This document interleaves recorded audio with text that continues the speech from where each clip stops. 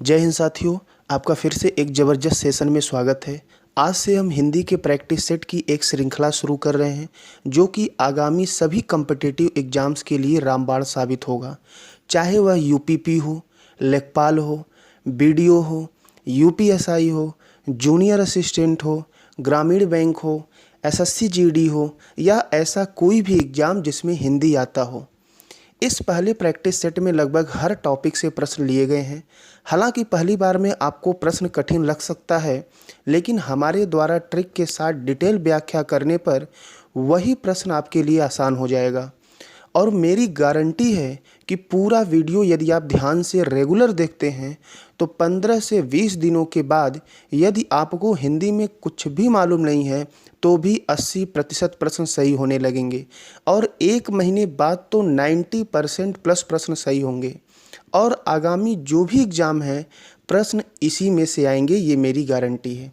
तो चलिए शुरू करते हैं पहले क्वेश्चन के साथ। यहाँ पर पहला क्वेश्चन दिया गया है, वाराणसी, गोरखपुर, आरा के मध्य कौन सी बोली बोली जाती है। तो यहाँ पर देखिए इसका सही आंसर हो जाएगा बी। यहाँ पर बोली जाती है भोजपुरी बोली।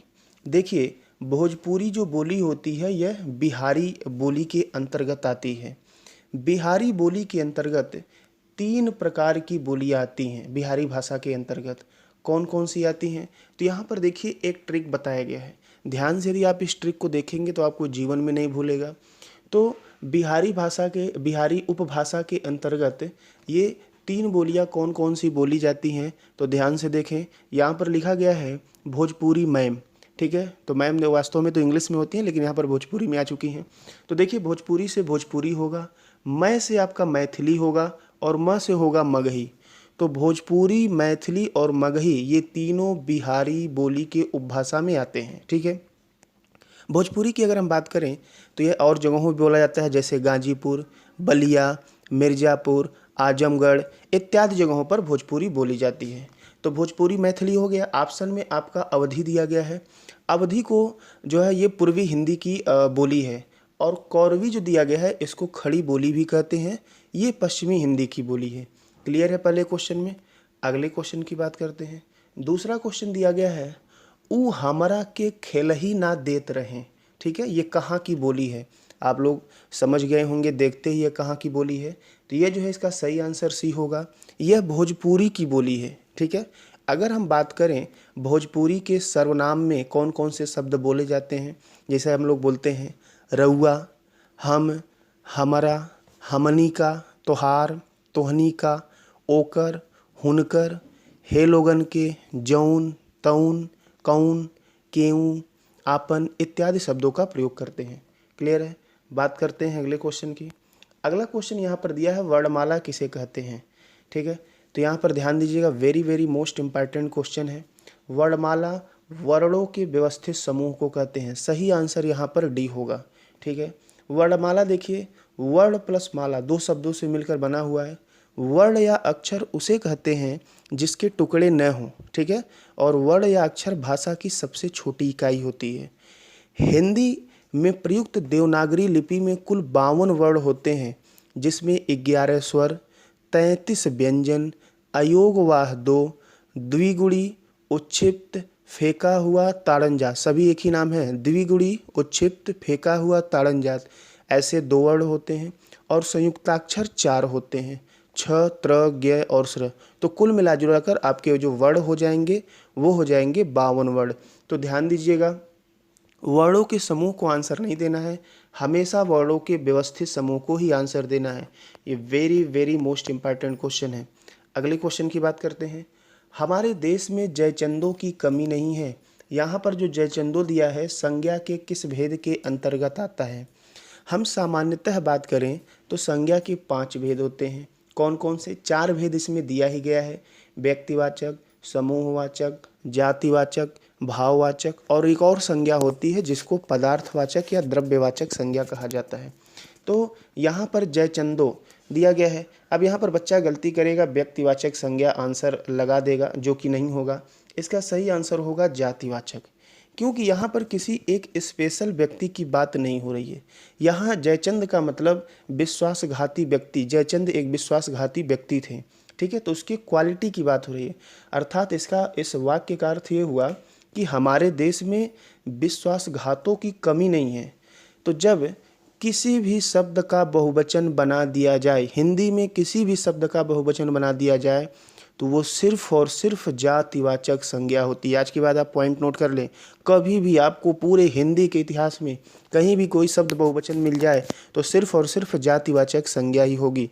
जैसे हम और उदाहरण कहें, ऐसे कौन होते हैं, जैसे हमने कहा भीष्म पितामह, ठीक है, हमने कहा हमारे देश में भीष्म पितामह की कमी नहीं है, तो इसका मतलब दृढ़ प्रतिज्ञा, भीष्म पितामह जो है दृढ़ प्रतिज्ञा किए थे। हम कहें कि हमारे देश में नारदों की कमी नहीं है, तो नारद का मतलब होता है झगड़ा लगाने वाला। हम कहें हमारे देश में विभीषणों की कमी नहीं है, तो इसका मतलब होता है घर का भेदी लंका ढाए। ठीक है, तो यहाँ पर कभी भी बहुवचन मिल जाए तो आप सिर्फ और सिर्फ जातिवाचक लगाएंगे। ये भी very very most important question है। अगले क्वेश्चन की बात करते हैं। अगला दिया है रिक्त स्थान की पूर्ति करना है। तो यहाँ पर दिया गया, ध्यान से पढ़ें, रामू की केवल इसलिए हुई क्योंकि राजीव उसकी अधिक बुद्धिमान है। तो यहाँ पर दो शब्द दिया है, अपेक्षा और उपेक्षा। तो यहाँ पर अगर हम सही आंसर की बात करें तो सी होगा, उपेक्षा होगा और अपेक्षा होगा। तो यहाँ पर अपेक्षा का मतलब इसमें जो दिया गया है, अपेक्षा अधिक बुद्धिमान है, तो अपेक्षा का मतलब यहाँ पर है तुलना करना, और उपेक्षा का मतलब होगा तिरस्कार या अपमान करना। तो यहाँ पर देखिए सी वाला आंसर सही होगा। रामू की उपेक्षा केवल इसलिए हुई, अपमान इसलिए हुआ क्योंकि राजीव उसकी अपेक्षा अधिक बुद्धिमान है। तो सही आंसर यहाँ पर सी हो जाएगा। अगले क्वेश्चन की बात करते हैं। मैथिली शरण गुप्त की यशोधरा जो रचना है, ये कौन सा काव्य है? ठीक है, अभी यहाँ पर जो दिया गया है उतना ही बात करते हैं, बहुत ज़्यादा डिटेल बात करेंगे तो वीडियो काफ़ी लंबा हो जाएगा। इसका सही आंसर हो जाएगा बी। इनका यह क्या है, एक चंपू काव्य है। ये कई बार एग्जाम में पूछा गया है, यहाँ देखिए एमपीएसआई में पूछा गया है, ये तो ऐसे लिखा है, जनरली पूछा तो बहुत गया है। तो मैथिली शरण गुप्त की जो रचना यशोधरा है, यह क्या है, एक चंपू काव्य है। चंपू काव्य क्या होता है? ऐसा काव्य, ऐसी रचना जिसमें गद्य और पद्य दोनों का मिश्रण हो, उसे चंपू काव्य कहते हैं। अगले क्वेश्चन की बात कर लेते हैं। अगला क्वेश्चन दिया है, निम्न में से गेहूं का तत्सम आपको बताना है। तो गेहूं का यहाँ पर सही आंसर तत्सम जो होगा गोधूम हो जाएगा। बी वाला आंसर यहाँ पर सही होगा। ठीक है, यहाँ पर जो गृध दिया गया है, इसका जो तद्भव होगा वो क्या होगा, गिद्ध होगा, गीध होगा। गो का गाय होगा, और ग्रंथि का जो है गांठ होगा। ठीक है, तत्सम तत्धन सम दो शब्दों से मिलकर बना है। तत् मने उसका, सम मने समान, उसके समान। किसके समान? संस्कृत के समान। तो जो शब्द संस्कृत के समान होते हैं उसे तत्सम कहते हैं, और जब उनका हिंदी में परिवर्तन होता है तो उसे तद्भव कहते हैं। नेक्स्ट क्वेश्चन की बात करते हैं। अश्व का यहाँ पर पर्यायवाची पूछा गया है, तो इसका सही आंसर पहला हो जाएगा घोटक। हम अश्व के और पर्यायवाची की यदि हम बात करें तो इसका पर्यायवाची होता है हय, वाज, तुरंग, सैंधव। ये सारे अश्व के पर्यायवाची होते हैं। यहाँ पर अगला दिया गया है अनंत। अगर अनंत के पर्यायवाची की बात करें तो आकाश, नभ, गगन, व्योम, अंबर, अंतरिक्ष इत्यादि। सुरपति दिया है। सुर का मतलब होता है देवता और पति मतलब मालिक। तो ये सुरपति के अगर हम पर्यायवाची की बात करें तो सुरपति होते हैं इंद्र के, मधवा, पुरंदर, देवराज, महेंद्र, वासव। अगला यहाँ पर दिनकर दिया गया है। दिन को करने वाला दिन धनकर होता है, ये सूर्य का पर्यायवाची होता है। इसके और पर्यायवाची की बात करें तो सूर्य, रवि, भानु, भास्कर, अंशुमाली, आदित्य, ये सारे सूर्य के पर्यायवाची होते हैं। अगले क्वेश्चन की बात करते हैं। अगला क्वेश्चन दिया गया है कि भूर्जा का संधि विच्छेद क्या होगा। तो इसका आपका सही आंसर आपका सी हो जाएगा, भू और धन ऊर्जा। ठीक है, भूर्जा हो जाएगा। अब यहाँ पर देखिए ऊ और ऊ दोनों समान स्वर मिल रहे हैं। समान स्वर मिलने पर दीर्घ स्वर संधि होती है। ठीक है भाई, तो देखिए भू का मतलब होता है पृथ्वी और ऊर्जा का मतलब ऊर्जा। तो पृथ्वी या धरती की ऊर्जा को ही भूर्जा कहते हैं, और इसमें दीर्घ स्वर संधि का प्रयोग किया गया है।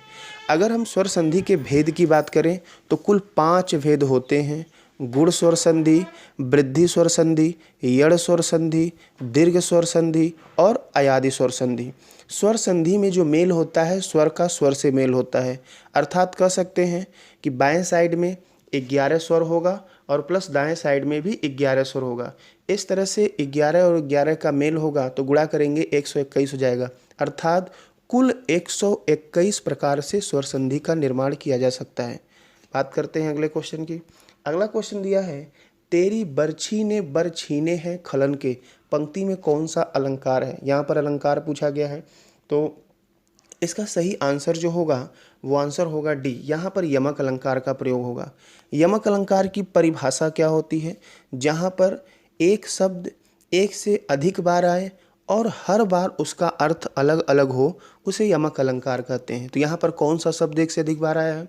यहाँ पर बर दिया है और बरछी में भी बर का प्रयोग हुआ है, दोनों में बर का प्रयोग हुआ है। तो ध्यान से देखें, पहला वाला जो बरछी लिखा गया है उसमें छी जोड़ दिया गया है, तो बरछी का मतलब होता है शस्त्र, और दूसरा जो वर दिया गया है उस वर का मतलब होता है पति। अर्थात तेरी बरछी ने मतलब तेरे शस्त्र ने वर छीने हैं, मतलब पति छीने हैं खलन के, दुष्ट के। ठीक है, ये भगवान की बात हो रही है। तो यहाँ पर देखिए, वर्ची का मतलब शस्त्र हुआ। शस्त्र भी आपके एग्जाम में पूछे जाते हैं अनेक शब्दों के एक शब्द में। एक अस्त्र होता है, एक शस्त्र होता है। जो फेंक कर चलाया जाए उसे अस्त्र कहते हैं, और जो पकड़ कर चलाया जाए उसे शस्त्र कहते हैं। तो इसका सही आंसर यहाँ पर यमक हो जाएगा। अच्छा, और ऑप्शन देख लेते हैं। रूपक अलंकार दिया है, इसमें उपमेय का उपमान पर अभेद आरोप होता है। जैसे हमने कहा चंद्रमुख, बीच में कुछ भी हमने नहीं लगाया, तो ये रूपक अलंकार हो जाएगा। अनुप्रास अलंकार कहाँ होता है? अनु धन प्रास, अनु का मतलब होता है वर्ण, प्रास का मतलब होता है बार बार। तो जहाँ पर वर्णों की बार बार आवृत्ति हो उसे कहते हैं अनुप्रास अलंकार। जैसे उदाहरण हमने लिखा, चारु चंद की चंचल किरणें खेल रही जलथल में। और नेक्स्ट यहाँ पर दिया है श्लेष। श्लेष का अर्थ होता है चिपका हुआ। एक शब्द में एक से अधिक अर्थ जब चिपके होते हैं तो उसे श्लेष अलंकार कहते हैं। जैसे उदाहरण के लिए हमने बोला, रहीमन पानी राखिए बिन पानी सब सून, पानी गए न उबरे मोती मानुष चून। ठीक है, तो यहाँ पर पानी का कई अर्थ दिया गया है। फिलहाल जब डिटेल पढ़ेंगे तो उसके बारे में व्याख्या करेंगे। तो ये थे बहुत ही महत्वपूर्ण प्रश्नों का प्रैक्टिस सेट नंबर 1। यदि आप चाहते हैं कि हम डेली ऐसे ही प्रैक्टिस सेट अपलोड करें तो कमेंट बॉक्स में कमेंट अवश्य करें। चैनल को भी सब्सक्राइब कर लें और उन सभी छात्रों के पास शेयर करें जो आगामी प्रतियोगी परीक्षाओं की तैयारी कर रहे हैं। इतनी तो आपकी जिम्मेदारी बनती ही है। और हाँ, अभी इसमें कुल 10 प्रश्न लिए गए हैं। यदि आप चाहते हैं कि प्रश्नों की संख्या बढ़ाई जाए तो कमेंट अवश्य करें, क्योंकि प्रश्न बढ़ाने से टाइम भी बढ़ेगा, क्योंकि हर प्रश्न की यहाँ पर डिटेल व्याख्या की जाती है। ईमानदारी से यदि आप रेगुलर प्रैक्टिस सेट देखते हैं तो अगले कुछ दिन में आप पाएंगे आप कहाँ से कहाँ, ठीक है, फर्श से अर्श पे पहुँच जाएंगे। तो धन्यवाद, मिलते हैं अगले वीडियो में।